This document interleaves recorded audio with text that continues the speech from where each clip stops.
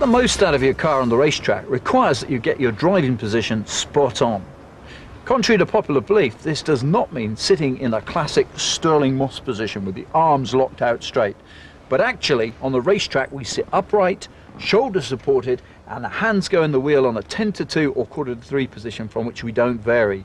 You see, on the racetrack, when we take a tight corner, we actually cross our arms up. But before you go anywhere near the racetrack, clearly you have to familiarise yourself with the car. You need to know where all the controls are, what they do, the gearbox, the pattern, and your pedal layout. Without that, you're never going to make it out there on the circuit.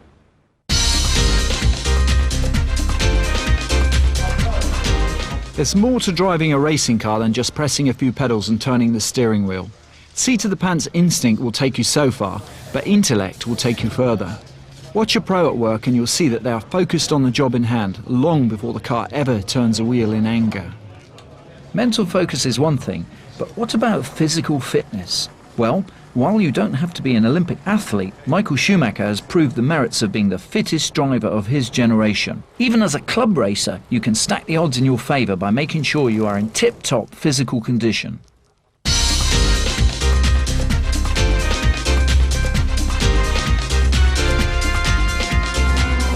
MSA rules cover pit discipline. Make sure you are conversant with them. The clerk of the course will take a dim view of reckless or incompetent driving in the pits. When you want to come in off the track, make it obvious to other competitors by signalling your intentions clearly and early using either a raised hand or indicator.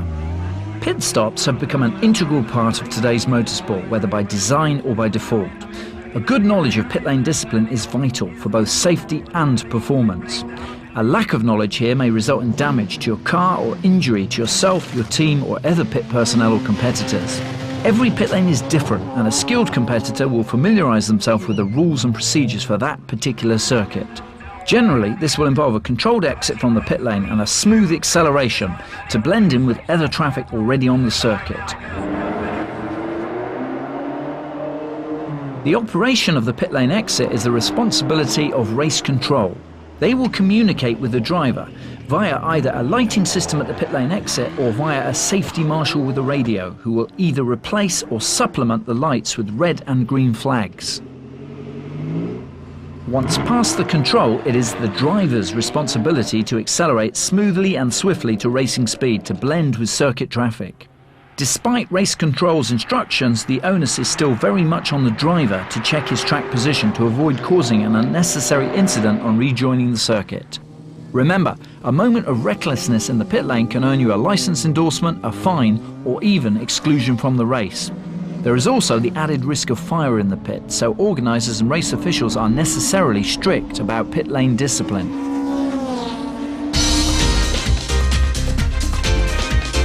On circuit, you should strive to perfect technique. This involves positioning your car on the approach to the corner, progressive braking, a well-timed synchronized gear changing, and accurate turn-in, apex and exit points.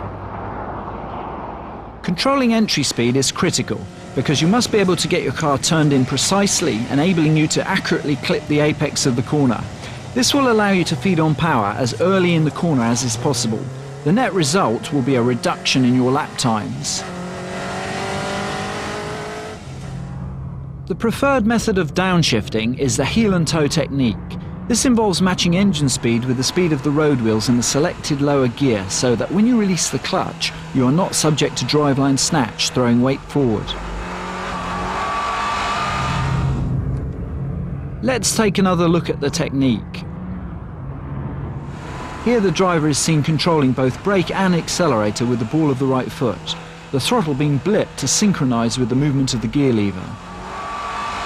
Unless heel and toe is deployed, you will be at a disadvantage, especially in the wet. The key area of technique that most novices fail to master is not looking far enough ahead through corners. The pro develops the art of sighting a corner, i.e. looking well beyond the next point of reference. Sighting will dramatically improve your lines and has the added and not inconsiderable advantage of making you less likely to become entangled in somebody else's accident. Of course, driving on the limit involves a certain amount of overstepping it, and this can result in you having to cope with a number of differing handling imbalances, often several times on a single lap. Two terms with which you will quickly become familiar are under and oversteer. You will need to know how to recognise these characteristics and react to them. Your ability to handle a sliding car will limit your ultimate potential. Your approach to a corner is critical. Locking up under braking can destabilise your car and provoke loss of control, plus it can lead to entering the corner too quickly at the turning point, promoting the handling characteristic known as understeer. This is obvious in this Caterham sports car as the front wheels are describing a tighter radius than the car itself is able to take.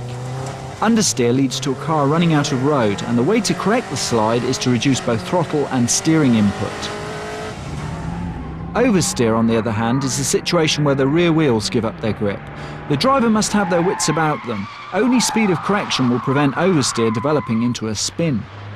Opposite lock should be applied in the direction of the slide, matched with either a reduction or application of throttle, depending on which triggered the oversteer. Here we see the driver synchronising the angle of tail slide with steering lock, and when the slide has been checked, winding off the opposite lock to avoid an overcorrection. Car control is a skill that can only be developed with practice, but beware, it can prove an expensive skill to master. The trick is to always look in the direction you want to be going, regardless of where the bonnet of your car is pointing. If you look off the track, that's where you will drive. Another problem you will encounter is being forced off the racing line, either by circumstance or another competitor. This is hazardous as grip levels are considerably reduced by small pieces of tyre rubber swept offline. Obviously, braking distances have to be amended, as will the point at which power can be reapplied. Failure to make allowances may mean loss of control, and even if you don't spin or crash, it will lead to a loss of momentum and hard-won race places. You may have to move offline to instigate an overtaking manoeuvre. For this reason, you must be decisive and try to complete your pass before entering the corner. In this BTCC incident, neither driver made the finish as a result of over-assertive driving. In club racing, you will win yourself no friends driving in this fashion, and may even find yourself excluded from your championship. A clean overtaking manoeuvre is put together as a result of a fast exit out of a preceding corner. Extra momentum gained by good technique is put to use in this clean, fair passing manoeuvre. Leaving once braking impossibly late, however, is no guarantee of being able to claw back time on the well-driven car of another competitor. In fact, out-braking yourself is one quick way to exit the race. If you leave the circuit as a result of being forced off by another competitor or because of a driving error, there are certain actions you need to take in order to remain in control. Don't brake, ease back on the throttle, hold the steering wheel with a very light grip, and gently nudge your car back onto the circuit.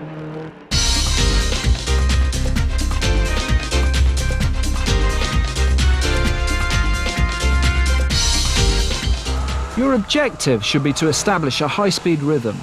As the mechanics of race car control become second nature, you will gradually become more at one with your machine.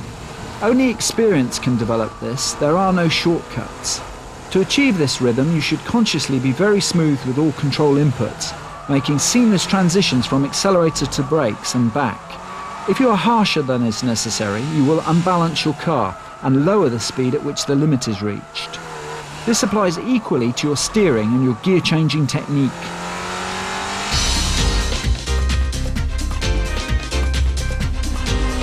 The components of speed are smoothness, accuracy and consistency. If you concentrate on mastering these aspects of your driving, speed will naturally flow. If, on the other hand, you try to force the pace, you will tend to make more errors.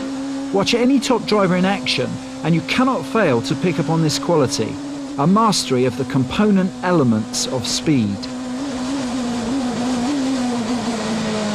Typically, as a novice, you will tend to overreact to situations, frequently triggering incidents that are more serious than the initial problem that you may have been trying to correct.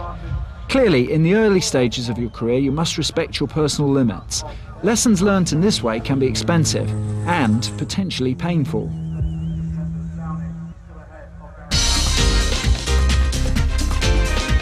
Whilst not needing to be an engineer to be a racer, you do need a basic understanding of chassis dynamics to make your car work for you.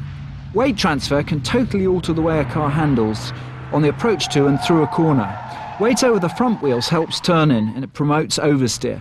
Weight over the rear axle leads to understeer. As your experience level increases, you will exploit these dynamic properties to your advantage.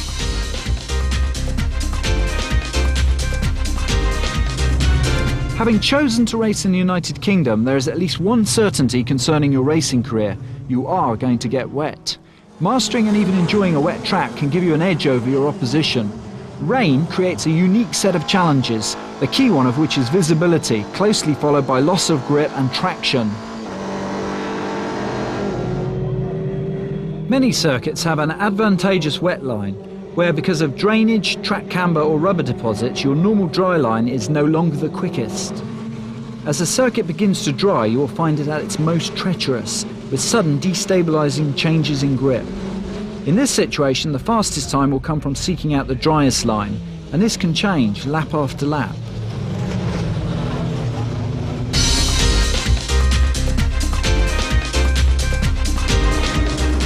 So far we've looked at understeer and oversteer, both counterproductive states. Clearly, a car being driven on the limit is sliding though, in a handling state where it is neither under nor oversteering, but all four wheels are drifting, and by the same amount. This productive state is difficult for a novice to achieve, and it's referred to as the four-wheel drift. This is clearly illustrated here by a Formula Ford. The front wheels of this car are parallel to the rears, but the car is not just travelling forward, it is also sliding out from the apex in a controlled manner.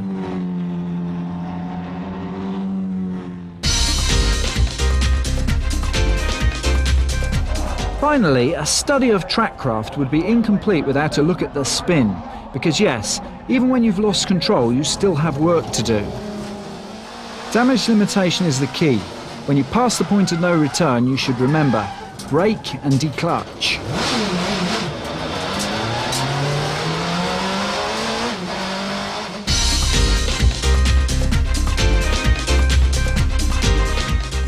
Flag signals will be used throughout your racing career. They are the one discipline you will find more or less constant worldwide. Understanding their meaning forms an important part of any racing driver's knowledge, and you will be tested on the flags in the exam paper. So let's take a look at all the flag signals along with their track position.